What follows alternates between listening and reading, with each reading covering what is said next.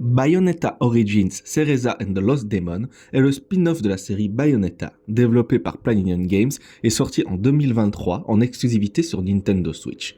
On y incarne Cereza, c'est-à-dire Bayonetta quand elle était plus jeune, née de l'union interdite entre un sage de l'Humaine et une sorcière de l'Umbra, partant à la recherche du lieu où a été enfermée sa mère, et ce, malgré l'interdiction pesant sur elle.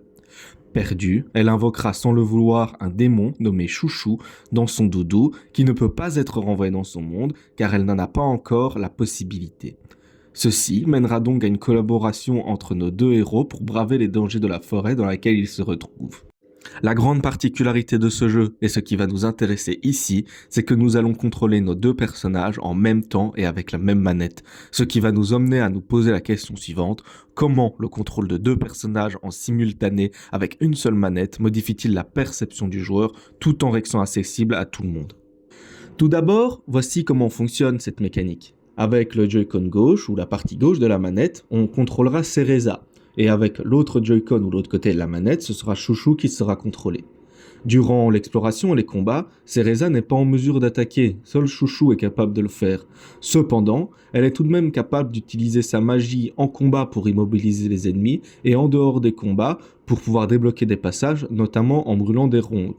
Il est donc nécessaire de bien analyser le level design du jeu et des donjons, ainsi que l'agencement des ennemis en combat, afin de mettre nos deux personnages à des endroits adéquats. On essaiera souvent de tenir Bayonetta suffisamment éloigné des ennemis, sauf quand sa magie est nécessaire, alors qu'en exploration, on préférera la faire avancer en priorité, car légèrement plus rapide et possédant plus d'outils pour avancer, là où Chouchou ne possède que des attaques. Là où je veux en venir avec cela, c'est que cette mécanique est souvent assez perturbante pour un joueur, surtout débutant. Je parle ici d'expérience personnelle, mais aussi de ce que j'ai pu lire à droite à gauche, mais contrôler deux personnages en même temps amène souvent à n'en contrôler qu'un seul en délaissant l'autre, ou bien à amener les deux au même endroit par réflexe, car il est peu intuitif de devoir réfléchir de la même manière pour les deux côtés de la manette. Habituellement, le côté droit est souvent utilisé pour les actions et le déplacement de la caméra quand celle-ci peut être déplacée, là où le gauche sert quasiment essentiellement au déplacement et aux actions mineures comme ouvrir la carte. Ici, pas de cela. Le côté gauche et droit servent au déplacement et à la réalisation d'actions, alors que la caméra, elle, se contente de suivre nos personnages de haut. Tout ceci nécessite donc un grand temps d'adaptation aux joueurs, surtout si ces derniers sont des néophytes. Cependant, malgré cette difficulté de préhension du jeu, il ressort que l'expérience vécue par les joueurs est souvent en fait très bonne, signifiant donc que la mécanique est bien intégrée au jeu, ou du moins peu contraignante pour les joueurs. Alors comment l'expliquer ?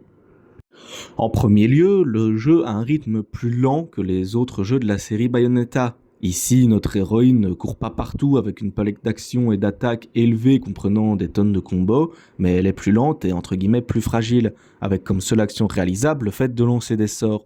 Et Chouchou de son côté est lui aussi assez lent et ne peut que attaquer, avec cependant toutefois la possibilité de réaliser des combos en utilisant les attaques de la bonne manière, par exemple en utilisant 4 coups de griffe d'affilée, 2 coups de griffe, un croc, etc.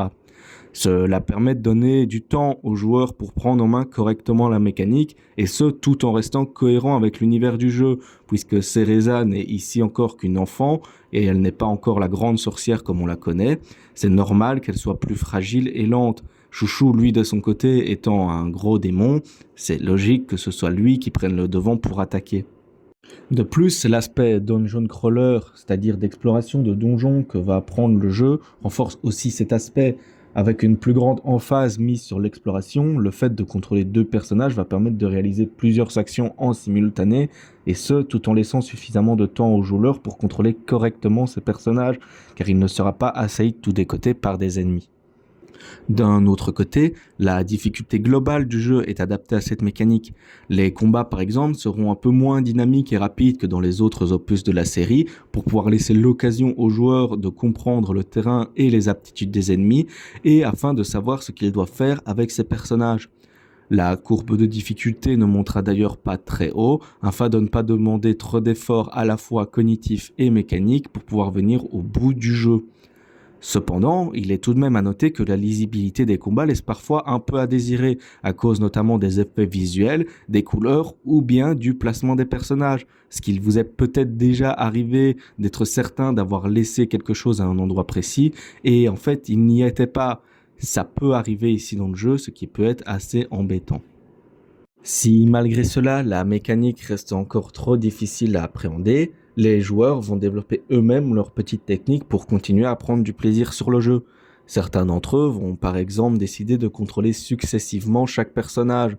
Ceci va rendre le jeu un peu plus difficile, mais va permettre de réduire le nombre d'inputs à réaliser simultanément. D'autres vont aussi donner le second Joy-Con à une autre personne.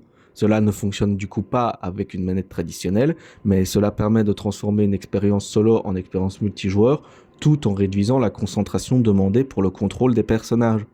Cela permet aux joueurs de toujours prendre du plaisir sur le jeu sans risquer un mal de tête. Et si tout cela ne suffit pas, le jeu propose lui-même un moyen de ranger chouchou. Il faudra toujours le prendre en compte et utiliser le stick 3 pour le faire interagir, mais il ne faudra plus le déplacer. Pour finir, ce point est un peu moins important que les autres, mais explique pourquoi certains joueurs sont malgré tout restés sur le jeu. Il s'agit là de l'aspect le plus apprécié de ce dernier, c'est sa direction artistique.